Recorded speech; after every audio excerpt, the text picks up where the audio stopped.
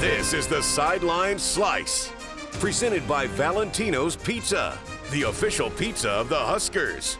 Here's your host, Jessica Coody, and Husker Radio Network analyst, Jeremiah Sirles.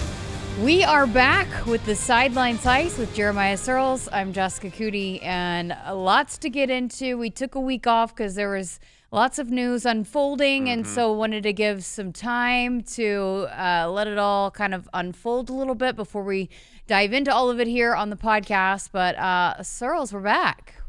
Yeah, and I'm glad we did, because we would have just talked about the offensive line last week and then been like, oh, by the way, they have a new coach. So, yeah, I mean, it's good to let the chips fall where they will. The coaching carousel, I think, is still far from over, as we're seeing across the country right now. But that is just the era of college football in which we live in. It's bouncing coaches, bouncing players, players declaring, players figuring it out. And it's just chaos, and you either adapt with the times or you get left behind. So I want to talk, obviously, some offensive line, defensive coordinator change. And again, those hirings have already been made. Coach Roll announced today that he has moved on from Terry Braden, the defensive line coach. So we'll dive into that.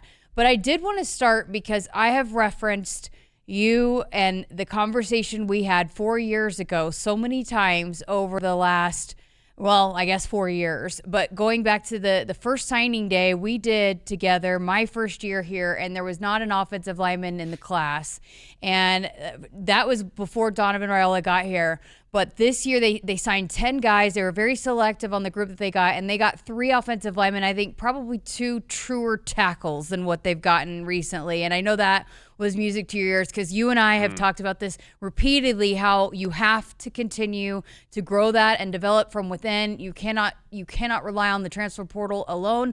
And when you miss or don't get the guys that you need, it haunts you for a long time. But big getting those 3 guys that they got this year in this year's signing class, right? Yeah, absolutely. I mean, you've heard me say it on here, and I'll say it again. You build O-linemen in-house. You develop them from within.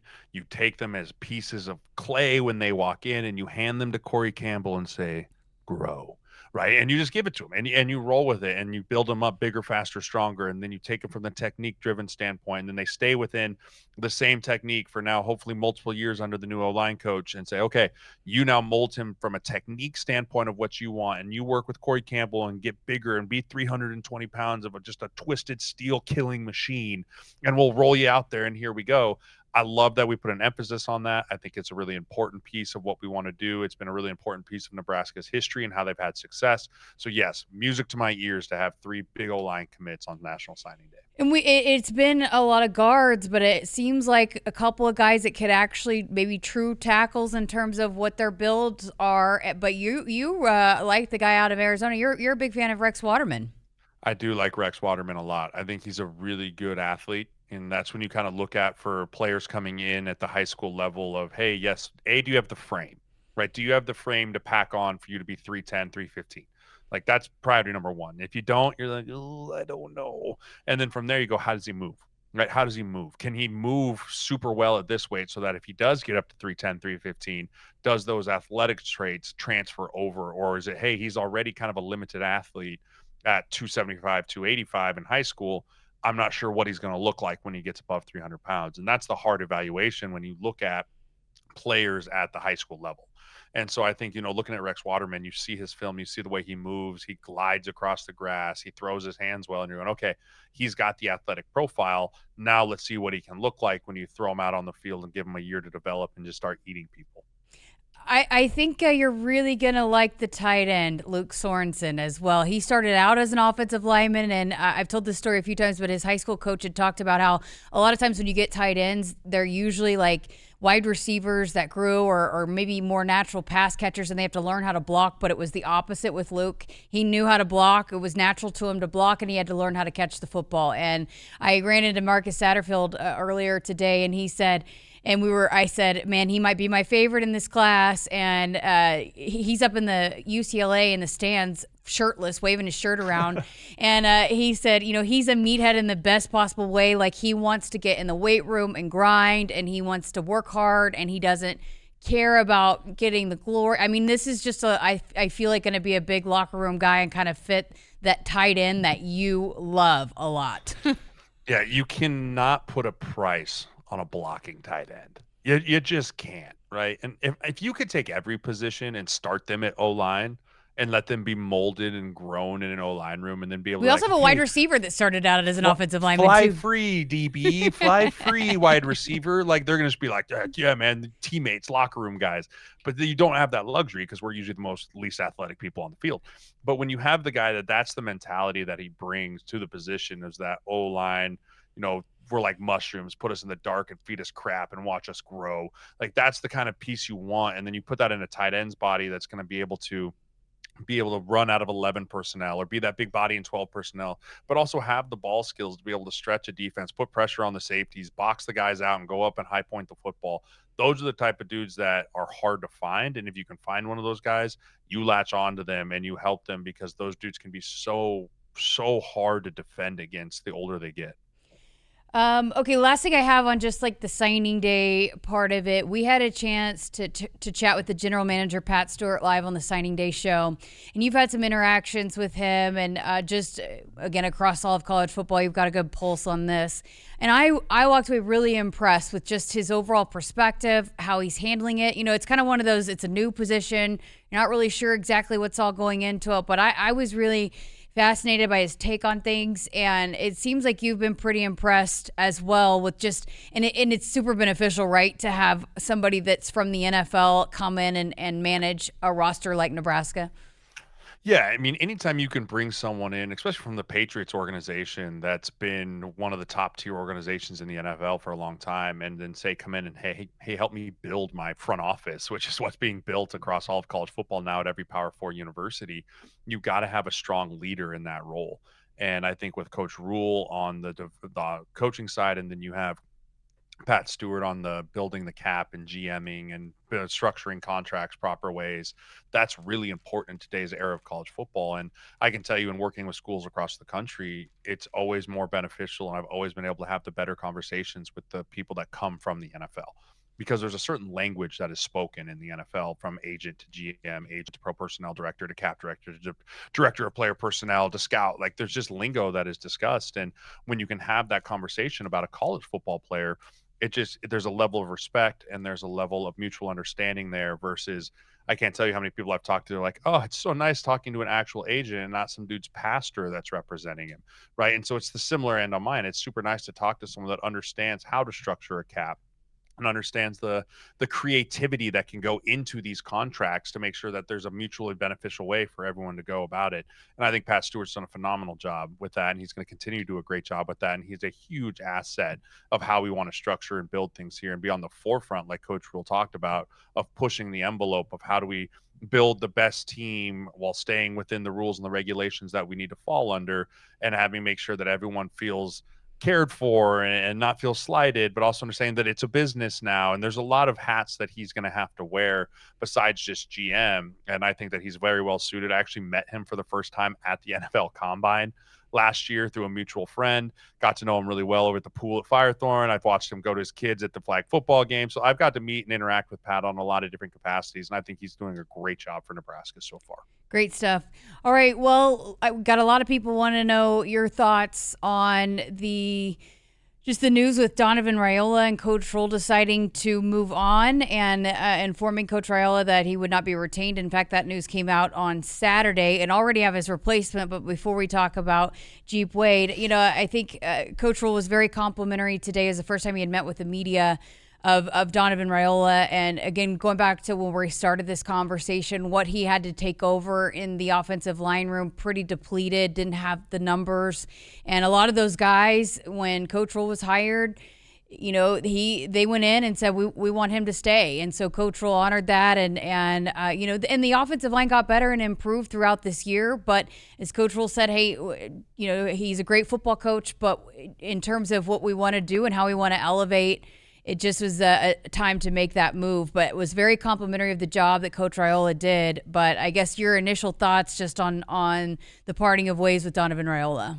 Yeah, I have a lot of respect for Donnie too. Obviously had great conversations with him over his tenure here at Nebraska, seeing him at practice and seeing him before pre-games. And so again, I echo all those things that Coach Rule said about Coach Raiola. I think he did a good job while he was here. But like anything in football related stuff, it's a performance based and it's a results based driven business. And I think when you look at what this year was and you look at what the last couple of years were, you can point to a few things of like, hey, from a developmental standpoint, how many guys have we developed and put in the NFL? Okay, it hasn't been a lot. Okay, from a recruiting standpoint, from everything, like it's just not at the level that you want it to be at. And if you're Coach Rule and the offensive line was one of the most scrutinized positions on the field this year, you feel like a change is maybe necessary, right? And as we're graduating a bulk of our starting offensive line, maybe it's a good thing to go get a change and start fresh in that room. And sometimes what can happen with coaches is the message can get stale and it's the same message and it's the same preaching, which is good with the consistency aspect. But sometimes when things aren't going well, you got to shake things up and you need to bring someone else in that can come in and kind of reset the slate. There is no more favoritism. There is no more, this is his guy versus not my guy, or he was a transfer, not transfer. Coach Wade's going to come in and just be like, hey, you all are nameless, faceless people to me. Show me who's the best five. And sometimes that's what you need in a room like that. It reignites competition. It reignites people feeling like they have a voice, they have a place, kind of gives everyone a level playing field as they head into spring ball, into training camp. Obviously, he's going to be heavy in the portal cycle with when they want to try and go maybe get a tackle or a guard or somewhere in between there. He'll now have a voice in that as well. So I think overall, it's a bummer. I never like to see someone lose their job on that aspect there. But I also think that there also is times for a necessary change. And I felt like for Coach Rule and this staff, that was probably a necessary change that needed to happen moving forward. Can you also speak to maybe, okay, so Dana Holgorsen comes in, he's thrown into a situation a year ago, and then when he takes over fully as offensive coordinator, he just brings in DeKill Shorts, and then maybe you have two good coaches, right? But their systems and the way they do things just don't mesh sometimes, right? I mean, could you see maybe a little bit of that as well, that maybe just the philosophies, the schemes don't mesh as well as maybe what potentially could be? Yeah, you always want to have congruency across the board from a schematic standpoint and a technique standpoint. And hey, this is how I want things run. Well, in order for them to run like that, they have to be done a certain way. And one thing I learned from an O-line coach a long time ago is I will not teach something that I cannot fix, right? And so there's a lot of different ways you can skin a cat as an offensive lineman, right? There's a lot of different ways you can set. There's a lot of different ways you can have footwork and hat placement and hand placement. How do you get to your certain spot? And everyone's a little unique in that. But if I'm an O-line coach, I'm never going to let a guy in college, especially, kind of freelance and be like, hey, you just go do it your way. Because the problem is if you just go do it your way and you do it wrong, I can't fix you because I don't know how to coach it that way. And so you need to do it my way, right? Because I know how I can watch it. You didn't do it the way I needed you to do it. Here's how I can fix that. And so you want to make sure you have that congruency with, especially on the play calling side too. Hey, I want you to block like this because it means it's going to set up stuff for this later. And if those two things don't mesh completely together, you will run into some roadblocks and some jams and some of that stuff. So there might have been a little of that going on there too. And so I think, obviously making sure everyone going into 2026, same page from a philosophical standpoint and from a technical driven standpoint to make sure we can get the best out of this offense for whatever system structure needs to be run. All right, well, let's talk about the guy that'll be taking over. He's already here and is going to be working with the guys throughout bowl practices, which is hugely important, right? Jeep Wade already here, and the fact that he's already getting to kind of get a perspective during this time, that's really important, right? Yeah, and I'm not going to lie to you. I'm not the connoisseur of ACC football, but I do know that he has put some really good prospects on that Georgia Tech offensive line, right? The best of which being Keelan Rutledge this year. Guy was last year, he looked like he was a kind of low round draft pick. He's worked his way this year up to being probably a mid-tier to a high round draft pick, was semi-finalist for some of the O-linemen of the year. So you can see, he recruited Josh Petty, who was a 5-star recruit, landed him down at Georgia Tech. So you've seen a lot of things from, hey, he can recruit. You've seen some development from older guys. That offensive line did a really nice job down there with King this year. And so there's a lot of stuff to be excited about. And I love the fact that he's here already, because now these guys get 3 weeks of bowl prep with him, right? You get a taste of, hey, what is he going to ask of me from a technical standpoint that I can now go and implement in my winter conditioning? Hey, what did he do so differently from Donnie, where I'm going to have to basically, guys I think about as like Justin and Gunner and Elijah Pritchett that have been under Donnie, and you're going to have to train some things out of them, because part of being an offensive lineman is muscle memory, right? You want to be able to set as easy it is to walk up and go to the bathroom, right? It's just, you don't even think about it, you just get up and do it. Well, that's how you have to be able to do when you're in your pass set and when you're throwing your hands. And so now when he comes in and goes, whoa, whoa, whoa, whoa, whoa, do it this way, it's going to break your brain for a little bit. And so you have to be able to untrain some of those things out. And it's a blessing that he's going to be here in this part of the bowl prep side, so that he can start laying groundwork for like, hey, this is how I want things done. I'll show it in the meeting room. We'll go drill it in the practice field. I know it's not going to be perfect because it's new, but now you can work on it in January, February, March before we even get to spring ball, so that the first time we're in spring ball doing individual is not the first time you're hearing me use my verbiage, the first time you're hearing me using the technique that I want. So this is a really nice springboard for this Husker offensive line going into the bowl prep before going into the spring ball piece with Coach Wade. So again, Jeep Wade, the offensive line coach, it was impressive what the Georgia Tech offense was able to do. And in fact, they're statistically among the best in the nation in several offensive categories, and a very balanced offense at that. But I did want to throw a couple numbers at you. How about 9 sacks in 12 games? They're 4th in the country in sacks allowed. You gotta be giddy about that. Yeah, I mean, we gave up 9 in one game. So, yeah, so that's great. You want to always keep the quarterback upright. You want to make sure that that's priority number one is, hey, that dude behind you that's making a lot of money, his jersey stays clean, right? Like no grass stains. No grass stains on the jersey. That dude should be able to take that jersey off, hang it back up in the locker and be like, we'll use it again next week, right? And so that's a great piece. And know that comes back to technique, fundamentals, and then back to kind of what you said, marrying the scheme with the technique. Hey, Coach Wade, we're going to run 3-step a lot here. Cool. Here's how I want my tackles to set on 3-step. Hey, when we call 5-step, this is how I need my tackles to set. And this is how I need my guards to be firm, or this is how I need my centers to pass stuff off, or whatever it might be. Marrying those two things together with Coach Holgerson and Coach Wade is going to be really important moving forward. I know the Big Ten is a different animal than the ACC. I get that. Yes. I know. But again, there's some pretty impressive stats in that. And again, a lot of times, and you've talked about this a lot, you've drilled this in us, that a lot of times teams might be really, really good at running the football, and the offensive line might be really, really good at that and not as good at pass protection. But it seems like what Coach Wade was able to do with Georgia Tech is develop a line that was pretty solid at both, being that, you look at the rushing yards as well, over 5.6 yards a carry, 30 rushing touchdowns. They're averaging over 200 rushing yards a game. So it seems like he is good at both, which is ideal, right? Yeah, you want to be balanced, right? I think back to some of the Texas Tech days in the old school where it's like, we're going to pass the ball 6,000 times. It's like, yeah, but you can't run block, right? And so you look at that from even a broader perspective, Jess, of recruiting. What's the number one thing right now that players that get recruited, what's their end goal? I want to go to the NFL. I want to play in the National Football League. Okay, well, you better be able to do everything that is asked from you from a pass blocking perspective and a run blocking perspective, a want-to perspective, all of that. And so you want to go somewhere that's going to preach development on all phases of your game, which means having a balanced attack, right? Not being, hey, if we have to pass the football, our O-line is part of the issue. That was a big narrative that was this year that needs to be changed, because if you want to go to the NFL, you want to say, hey, that offensive line gave up 9 sacks and they rushed the ball for 3,000 yards, whatever it might be. Then you're going, okay, well, that offensive line is complete, which means they have complete players. And so there's a bigger picture here from a development prospect driven, helping players get to the next level is huge, because it is no secret to win college football games, have NFL players, right? Well, not every player that comes in is NFL ready. You have to build them. And that's what we've been missing on our offensive line for the last 5 years, is a true multi-layered, hey, we've got 3 guys on this line that's going to go to the NFL. Look at Iowa. Look at Penn State. Look at Iowa State, Ohio State. All those offensive lines have multiple NFL players on that team. It's no secret why they're having success. And when one of those guys go down, they're backed up by somebody going to the NFL.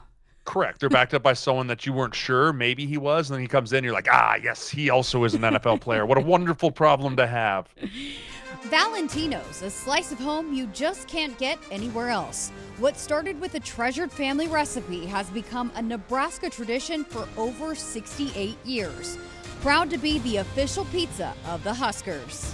Okay, so another guy you were pretty familiar with, and John Butler was in Buffalo at the time you were as well, and just didn't work out and wasn't exactly the fit that Coach Roll was going for, and so that was the first domino to fall. And already Coach Roll again talking today about the new defensive coordinator Rob Orich out of San Diego State, but again, another guy that has been a couple different places, but where he's been able to turn things around quickly, which I think is what a lot of Husker fans want to see here, right? Yes, and I think Coach Butler and Coach Rule obviously had some philosophical differences in how they wanted their defense run, is what it looked like to me. I was the first one on Big Red Reaction. I'll be the first to say I didn't think he should be fired. He should be given another year. But obviously, I think Coach Rule and them know more than I do. It's why I don't wear head ball coach on my hat, and I'm just the guy that talks into a microphone. But I do think, again, where were the scrutinized pieces this year? It was the defense not being able to stop the run. It was the offensive line. It was the defensive line not getting sacks. What did Coach Rule do? He addressed all three of those position coaches of need. And so I think that is another driving factor that Coach Rule is able to say, hey, I'm identifying something. It's not good enough. We have to get better. I'm making a change. And I applaud Coach at that, because that's not an easy thing to do. So Coach Orich is actually a 4-2-5, but Coach Rule talked today, didn't want to get into a lot of that scheme that he, we'll see what fits. And I think that's one thing that Andrew Marshall I talked to Andrew Marshall, who played for Coach Orich at Idaho for a season, and he talked about he's really good at identifying the strengths of guys and then figuring out what works best. And so I think maybe that might continue, but it does. He is a 4-2-5. Hey, I'm here for that too. I don't care. I don't care what scheme it is. Just stop the run, man. Like, I don't care if you walk into your office every day and there's just a big old sign that says stop the run, then yeah, let's do it. Let's do that. I don't care if it's 4-2-5, 5-2-6, 3-4-8-5, whatever it is. Just stop the run, please. Yeah. And to your point though about Coach Roll, I was going to ask you about that, and it's not easy. It's not an easy part of the job. I know that's why you get paid the big bucks, but I think, to me, it shows that, he could have very easily made the argument to not make the changes that he did, and the fact that, hey, we're 7-5, it's not good enough. You could tell, I did the TV show with them, the both Mondays after Penn State and Iowa. You can tell it was eating at him, that it wasn't the finish that he wanted out of this program. And so the fact that, he's making these kinds of changes, to me, it's exciting, and it further kind of implements for me that we've got the right guy, that he's making these hard choices and decisions when it's just simply how it ended was not good enough. And while you can make an argument for other ways, he feels the best direction is to make these changes, as hard as it might be. Yeah, I mean, it's the difference between looking at it from an emotional response and a logical response of, like I said, football is a results-driven, what have you done for me lately business. It didn't used to be that way in college football. It used to be we're here to develop and we're here to build and grow. But the second money gets involved in any type of athleticism, it's a results-driven business right now. And so now that we've got players being paid, we've got coaches making absorbent amounts of money, results are expected. And when results that are expected are not met, and those standards are not what you believe need to be, changes need to be made, and quickly. And so I think Coach Rule understands the pressure cooker that comes with that type of thing, from not his job of like, oh my gosh, my job's in jeopardy, from it just hey, results are expected, right? We are Nebraska, right? And we haven't been the Nebraska that we've wanted to be since 1995. Right. And you look back to the days that I played in 2010, like we were 9-4, 9-3, 10-2. And it wasn't good enough. We weren't good enough. Right. Like that, the expectations of this place is champions. Right. We were champions and we want to become champions again. So when those results aren't met, things need to be changed. And so I think Coach Rule understands that. He feels that, and that's where he wants to go with it. And if that felt like, hey, needed to make changes to get there, more power to him. Do what you got to do, Coach. So one of the things that Coach Rule had talked about with Coach Orich is he fell in love with the tape, and you could see it on the film, the way that guys were just flying around. You're a film junkie guy too. You love watching the film. If you're putting yourself in Coach Rule and he's fallen in love with the film, what do you think he's seeing when he's talking about that, falling in love with the tape that he's seen out of Coach Orich's defenses? Yeah, I think, when you fall in love with someone's tape, the first thing you see is all 11 guys doing their job. right? As a defensive coordinator, you can control the talent, but the majority of the time you have to control where the players are. Hey, did everyone understand the assignment and the technique that was asked of them? Cool. That's the first thing I want to see on the tape.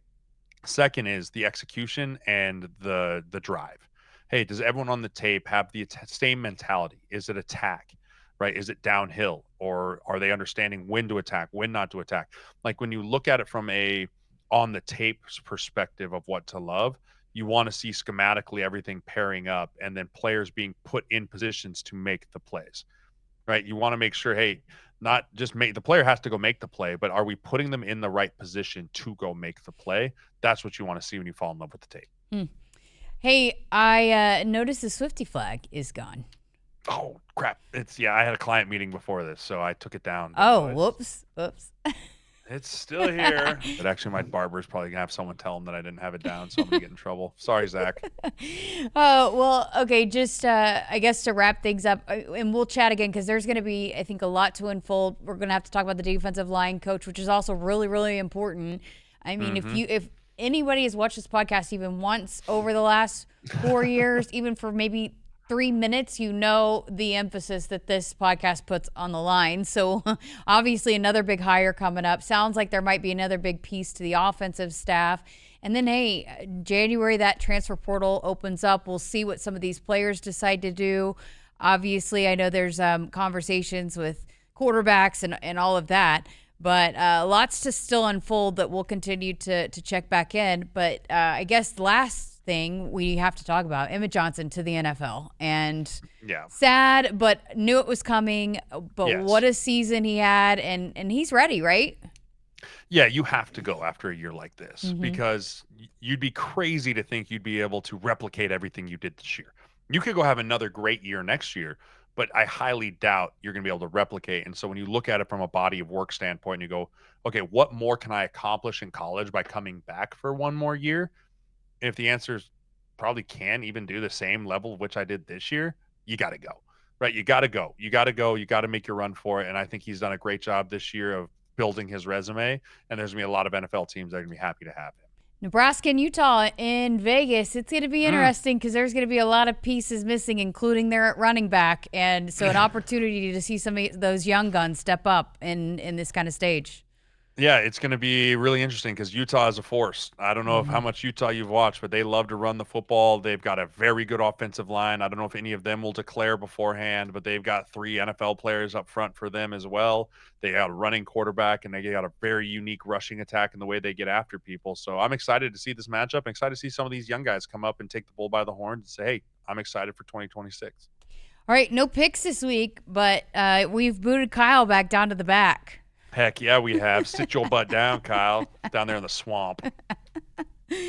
Awesome. Well, we'll do another one to preview the matchup, all of that good stuff. Talk about some of the other news. I'm sure that will unfold. And then January going to be pretty cray-cray, I think. Yes, it will be. Awesome. Well, for Jeremiah Sirles, I'm Jessica Coody. This has been the Sideline Slice presented by Valentino's Pizza, the official pizza of the Huskers. Go Big Red.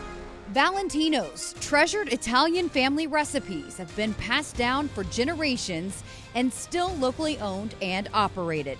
Valentino's proudly serving Nebraskans in Memorial Stadium for over 30 years.